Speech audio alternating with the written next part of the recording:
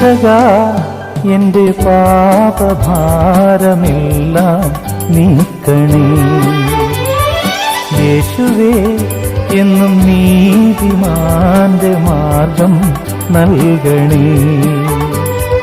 രക്ഷകാ എന്റെ പാപഭാരമെല്ലാം നീക്കണേ. യേശുവേ എന്നും നീതിമാന്റെ മാർഗം നൽകണേ. ഇടയ വഴിയിൽ നീ അഭയമരുളൂ. രക്ഷകാ എന്റെ പാപഭാരമെല്ലാം നീക്കണേ. യേശുവേ എന്നും നീതിമാന്റെ മാർഗം നൽകണേ.